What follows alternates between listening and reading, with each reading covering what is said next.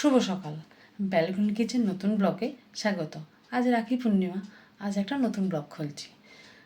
তোমরা সবাই শুরু থেকে শেষ অবধি আমার পাশে থেকো। যে রাখি পূর্ণিমা, শুভ একটা দিন, তাই একটা মিষ্টি তৈরি করব। মিষ্টিটা কী তৈরি করব চলুন দেখি। আজ একটু মিষ্টি বানাবো আমসত্ত্বের রসগোল্লা।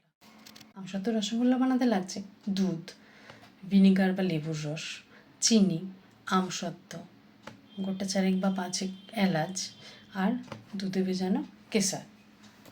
গ্যাসটা জ্বালিয়ে দেবো। গ্যাসটা জ্বালিয়ে দুধটাকে ভালো করে জাল দিয়ে নেবো। দুধটা ফুটে গেলে আমরা লেবুর রসটা দিয়ে দেবো। দিয়ে ছানাটা ভালো করে কাটিয়ে পরিষ্কার একটা কাপড়ে আমরা ছেঁকে নেব। ছেঁকে ভালো করে ধুয়ে নেব, নথে টক থাকবে, যাতে টক জাতীয় জিনিসটা না থাকে, তাহলে মিষ্টিটা কিন্তু টক লাগবে খেতে। ধুয়ে ভালো করে চিপে জলটা ঝরিয়ে নেবো, যাতে এতটুকু জল না থাকে তাতে। জলটা তোমরা ঝরিয়ে ভালো করে ম্যাশ করে নেব।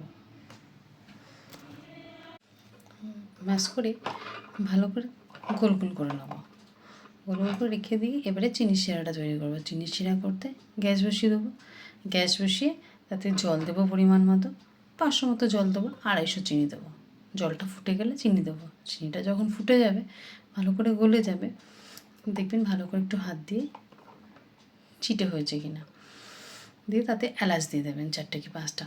এলাচটা ফুটে গেলে যে রসগোল্লাগুলো গোল গোল করে রেখেছো সেগুলোকে অর্ধেক করে নেবে, আর আমসত্ত্বগুলো ছোটো ছোটো করে কেটে নেবে। অর্ধেক করে নিয়ে ওই ছোটো টুকরো আমসত্ত্বটা একটা অর্ধেকে দিয়ে আরেকটা অর্ধেক ভালো করে মধ্যে দিয়ে ভালো করে গোল করে নেবে। এইভাবে সবগুলো করে নেবে। সবগুলো করে রসটা যখন ফুটে যাবে, রসগোল্লাগুলো একে একে সব ছেড়ে দেবে। ছেড়ে দিয়ে ওটাকে ভালো করে একটু নেড়ে নেবে, নিয়ে চাপা দিয়ে দেবে। মিনিট খানেক ফুটলেই দেখবেন রসগোল্লাগুলো বেশ বড় বড় হয়ে গেছে। একটা সার্ভিং বলে রসগোল্লাগুলো তুলে কেশর ভেজানো, যে দুধে কেশর ভেজানো, সেটা ভালো করে ওপর থেকে দিয়ে দেবেন। দিয়ে দেবে। দিয়ে ভালো করে কিছুটা আমসত্ত্ব গ্রেট করে নেবে গ্রেটার তো নিশ্চয়ই সবার কাছে থাকে।